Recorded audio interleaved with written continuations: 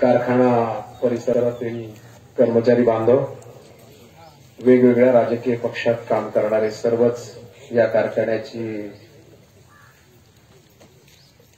अवस्था बघून त्याची विक्री थांबावी यासाठी चळवळीत सहभागी सर्व मान्यवर.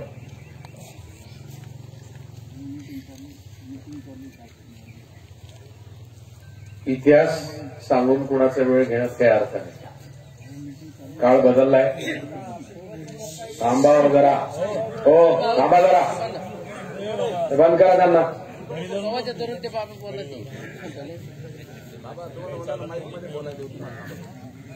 तर 7ला कारखान्याचं काय झालं, 10ला काय झालं, कोण काय म्हणत होतं हे जर सांगत बसलं तर मग ते उगाच त्याला राजकीय स्वरूप लागतील. मी असा होतो की मला जर एखाद्या विषयाचा अभ्यास नसेल तर मी जाणकारांकडनं अभ्यास करायचो, कारण मी कारखान्याचा संचालकही नव्हतो, सभासद होतो आणि स्वर्गवासी आमदार डॉक्टर वसंतराव पवारांच्या प्रचारामध्ये अग्रभागी होतो. तत्पूर्वीचं संचालक मंडळ पण मी खेळून पाहिलं. आताच त्याही काळातली सगळी मंडळी होती आणि कारखान्याचा इतिहास सांगण्याचा इतपत मी काही मोठा नाहीये. पण लोकशाहीमध्ये आपल्या सर्वांच्या आशीर्वादानं विधानमंडळामध्ये 2 वेळा होतो.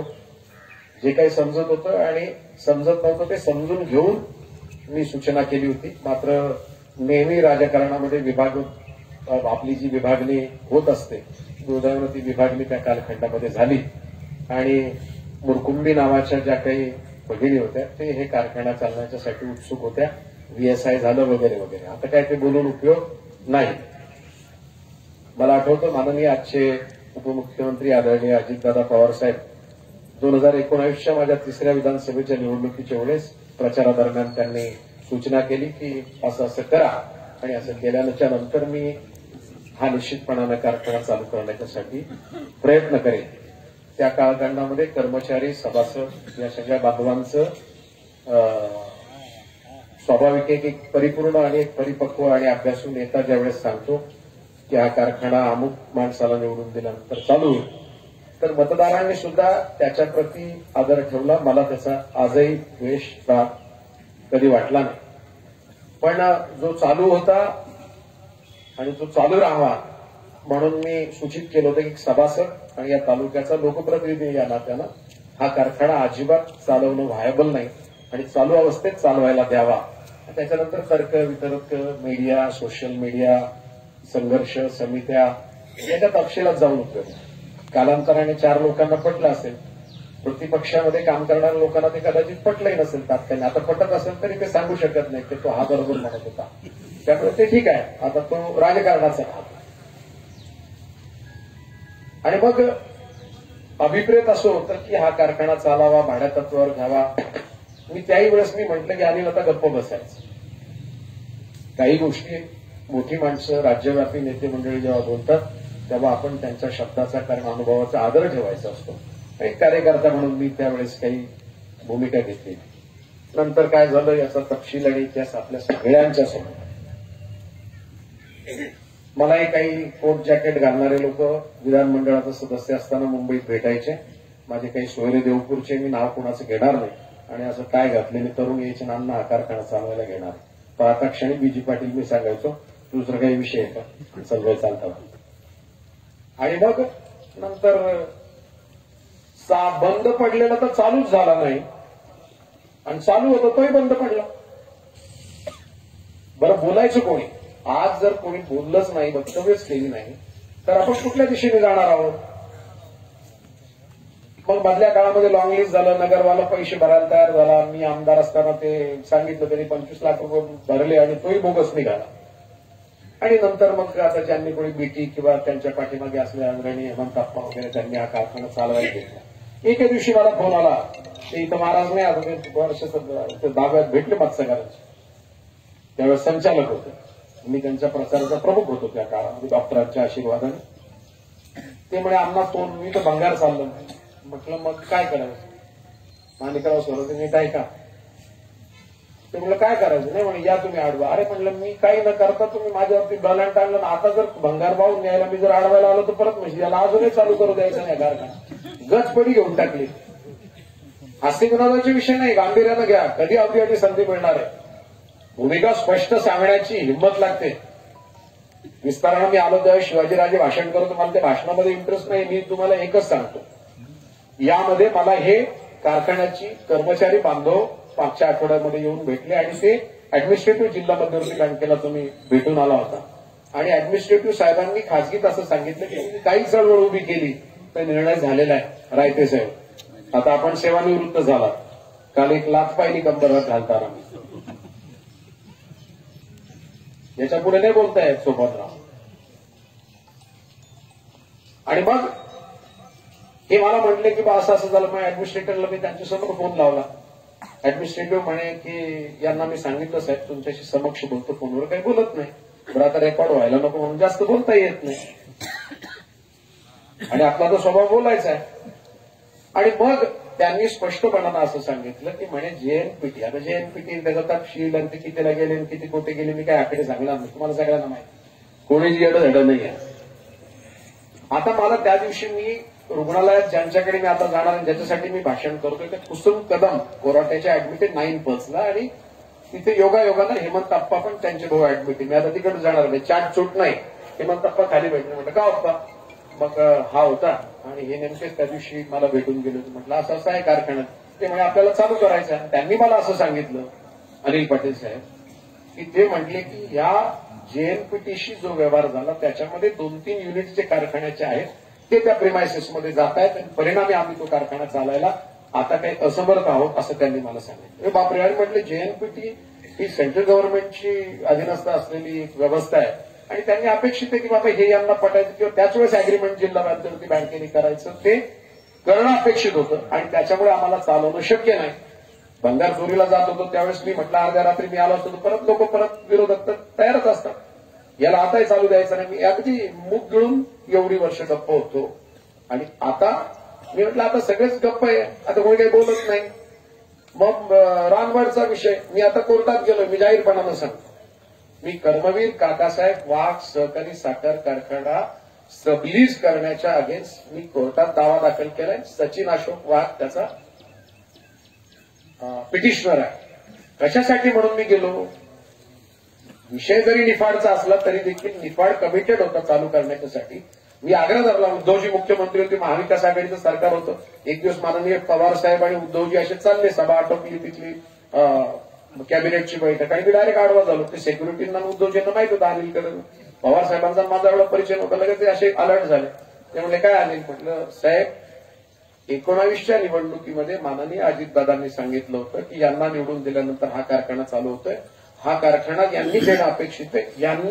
यांना कारखाना देऊ नये. कारण L1 कोण आहे?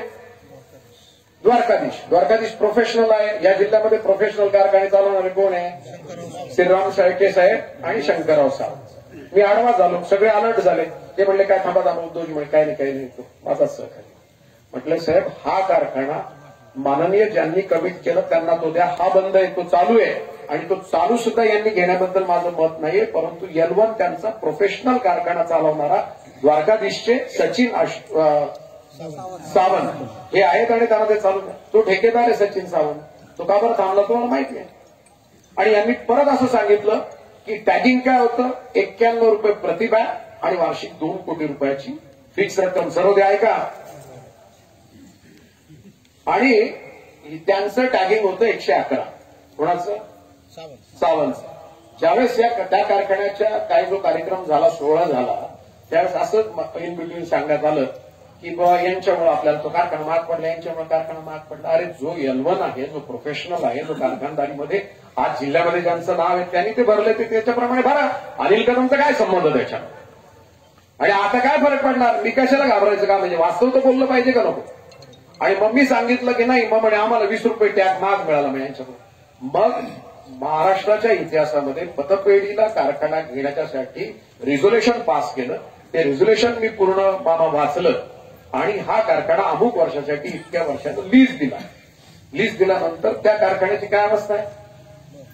आणि मग मी सचिन अशोक वाघला घेतलं आणि त्याला म्हटलं की आपल्याला याच्या अगेन्स्ट कोर्टामध्ये गेलं पाहिजे. माझं म्हणणं काय, तुम्ही भाडं दिलं नाही, तुम्ही मागच्या लोकांना नावं ठेवतात, ते तर युनिट असं आहे, तुम्हाला सगळ्यांना सांगतो, ऐकून घ्या, रेकॉर्ड पण करा.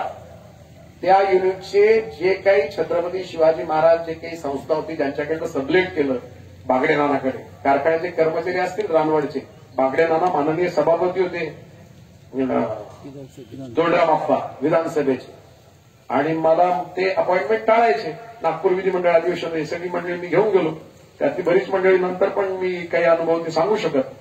आणि मला ते एंट्री देतो, म्हटलं कसलं काय, रेकॉर्ड करून घ्या. दरवाजा लोटला. म्हटलं साहेब तुम्ही विधिमंडळाचे अध्यक्ष आहात, आम्हाला तुमचा मान सन्मान आहे, पण या कर्मचाऱ्यांचं काय म्हणणं ते ऐकून घ्या, विचारून घ्या त्या रानवडच्या सगळ्या कर्मचाऱ्यांना. आणि त्या संघर्षामध्ये त्या कारखान्याच्या संदर्भामध्ये जो लढा उभा केला, परिणामी त्याचे जे काही पैसे कोर्टात त्याच्यात प्रलंबित आहे हे सगळं जर काढले ना तर तो कारखाना सभासद पण चालू शकतो. इथं परत आपण एकमेकाच्या विरोधात उभं राहू शकतो. ते काळ्या ना काय, काळ्या अपेक्षित नाही योगेश. आणि मग आता त्याचं सबलीस, ते पण सबलीस ठरून कोणाशी, मी त्याला पण फोन लावला, विवेक बोललेला. अरे म्हटलं बाबा यांनी कमिटेड होतो, यांना चालू देत तो कारखाना, आणि माझा निफाड बंद पडला. म्हटलं मी त्याचा सभासद आहे, आणि त्याच्यानंतर हा चालणारा कारखाना जो सभासद चालू शकतात त्यांच्या हिताचा आहे तो त्यांना चालू देत. मी पाहिलं की ते सबलीसचा सगळा गोंधळ, मी वकील दिला कडे, आणि मला चौकशी करण्यात आली, यांचा वकील कोण आहे पहा वगैरे वगैरे, स्वपानराव. आणि आता तर परखड आहे मी. आणि मग मला सांगा की कुठेही सगळी माणसं कोण आहे, आन्सरेबल कोण आहे. म्हणजे निफाड फॅक्टरी अमुक कंडिशन मध्ये चालवल्यास द्या, त्यावेळेस गट पडतात, बोलायचं कोणाला. आणि म्हणून मी माझी लोकप्रतिनिधी एक जबाबदार या कारखान्याचा सभासद म्हणून मी या सभेला संबोधताना कन्क्लूड करतो म्हणजे संपवतो. आता तुम्ही बीजी पाटील साहेब हा इनिशिएटिव्ह घेतलाच आहे. या इनिशिएटिव्ह मध्ये तुम्ही जे काही भंगार काढल्याचे फोटो वगैरे जे पाठवले, मी तर जाहीर सांगितलं, मी तर याच्या ओपनिंगला होतो. बीटी कडलं हे स्वतः माझे आजही मित्र आहे. मी उद्घाटनाला होतो आणि त्यांनी जेव्हा माझ्या मतदारसंघातले माझ्या कालखंडामध्ये 200 कोटी रुपयाचे रस्त्याची कामं घेतले, त्यांना वाटलं पार्टी कडक आहे. पण नंतर त्यांच्या लक्षात आलं हे निवडणुकीपर्यंत थोडंफार घेतलं, तेवढंच घेतलं, बाकीचं काही घेतलं नाही. मग त्याला रिअलाइज झालं. पण त्याला मी म्हटलं बाबा आता हा लोकांच्या जीवन मरणाचा आणि अंतिम टप्प्याचा प्रश्न आहे. इथे काही लढे दिले तर मला कधी कितीपत यशाला जाऊ याच्याबद्दल मी तुम्हाला आश्वस्त करत नाही. परंतु जशी एक बोधवाक्य आहे ना, ही चूल आहे, मूल आहे आणि आपली धूर आहे सोन्याचं, हे सगळं खरं आहे, सगळ्यांना मान्य आहे, इतिहासात जाण्याचा अर्थ नाही. पण आता हे सर्व्हायव्हल ठेवण्याच्यासाठी आपण सगळेजण एकत्रित याच्या संदर्भात आलेच आहे. तर लढा देण्यासाठी कामगारांनी जो इनिशिएटिव्ह घेतला की हा कारखाना, ते नवीन बिवेन त्याचे तत्व सांगितलं, मी एका मिनिटात सांगू शकतो कसा चालू होईल, पण चालू करण्याचाच हेतू नाहीये असं त्याच्यामधनं आता जाणवायला लागलं. आणि जेएनपीटीने इनिशिएटिव्ह घेतला, जेएनपीटीने संपवलं. शेवटचं सांगतो त्याच्यात, मी का जिल्हा बँकेचा संचालक होतो, परवाच्या दिवशी पटवर धरला 50,000 रुपये घ्यायला माझ्याकडे शिरीष कोतवाल, केदार पाटील आणि नरेंद्र दराडे, तुम्ही होते गोकुळ. कशासाठी? केससाठी. बरं लाभार्थी असलं माणूस तो पैसे द्यायला काय वाटत नाही. बरं आता काय 2 निवडणुकीनंतर कोण आणायची 50,000? आणि काय झालंय तुम्हालाही माहिती आहे. मशनरी टाईपच आहे,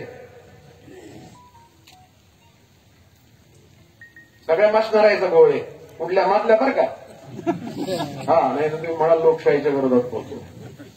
तेव्हा माझी कामगार बांधवांना, राजकीय प्रक्रियेत काम करणारे खूप अनुभवी लोक माझ्यापेक्षा मोठे विजयजी इथं बसलेले.